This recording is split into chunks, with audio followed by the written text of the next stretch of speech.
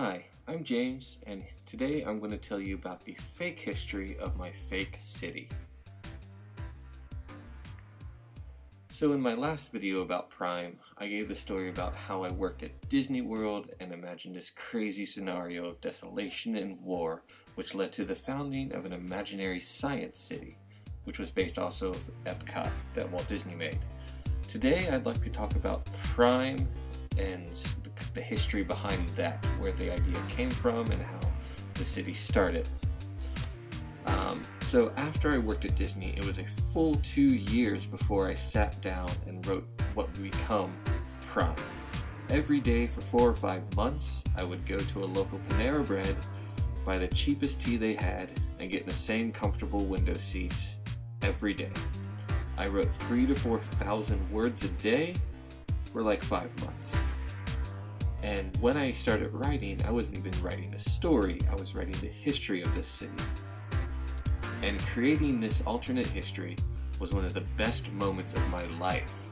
Not because people would read it and give me accolades for my brilliant storytelling, but because I created something new. Those few months were pure creation on a scale I haven't recreated since. Maybe in photos, I take a lot of photos, but pure just coming out of the blue and creating something new, something unseen of in the world before. That was fantastic. So when I was writing all of those weeks and months, the history of the city started with another creation, the creation of a fantastical new material called Lonsdaleite. Lonsdaleite is a real material. It's a hexagonal diamond in reference to the crystal structure it has. Is an allotrope of carbon with a hexagonal lattice. Basically, it's diamond but in a different shape. I read an article online about Lonsdaleite and wondered what would happen if it was mass-produced.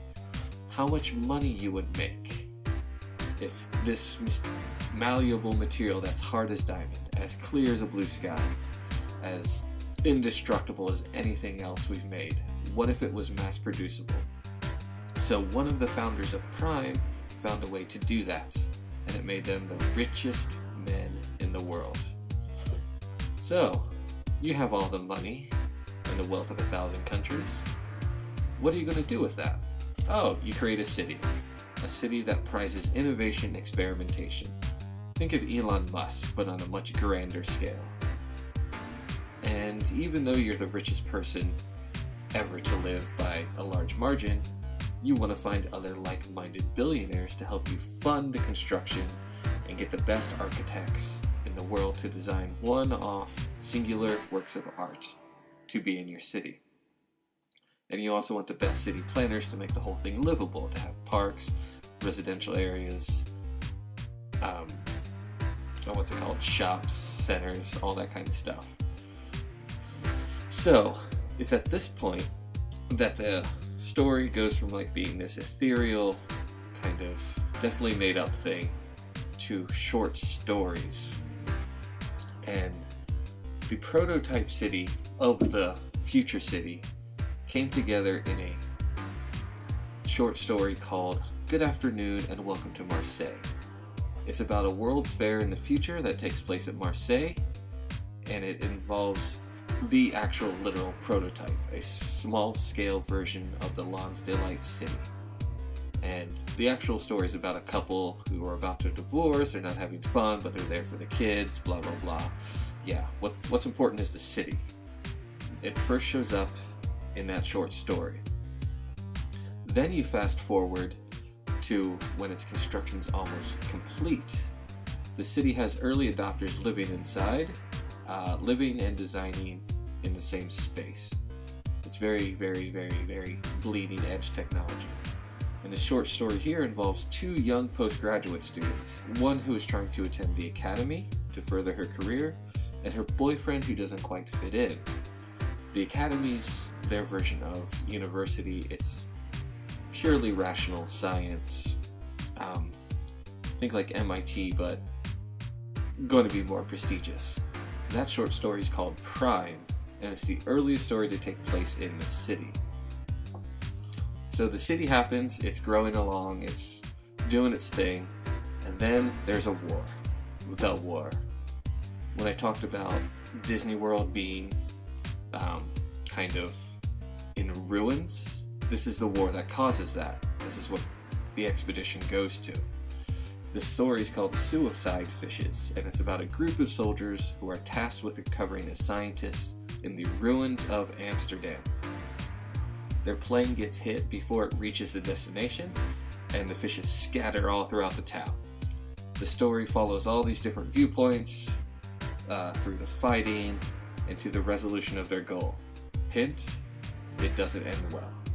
And this story tells what the world's like outside of the city, because that's very important to the story of Prime, the actual novel itself.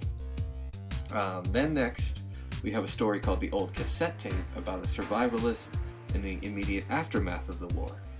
It's winter in the northern US, and this man finds a cabin, fully stocked. Everything's there. He can probably survive the winter, but will he survive himself? So this man tells his only story to the only thing that will listen, an old cassette recorder with a fresh tape. I wrote this story as an exercise in a single character dialogue, and he explains in a very tell, don't show way what happens. I like the story a lot. It's very fun, and it was great writing it. Then Expedition happens. This takes place before the main novel itself. People go to the ruins of Disney World, look for an exhibit on Epcot, the original prototype city. It still exists in that timeline. And then they bring it back to Prime. Some of the characters in Expedition are the parents of characters in Prime, the novel. I thought it was a very neat sort of callback and continuation. And then we have Prime itself. 75 years after the founding of the city, the world outside irrevocably changed by war, and a new dome of Lonsdale covers the middle of the city for protection in case they need it.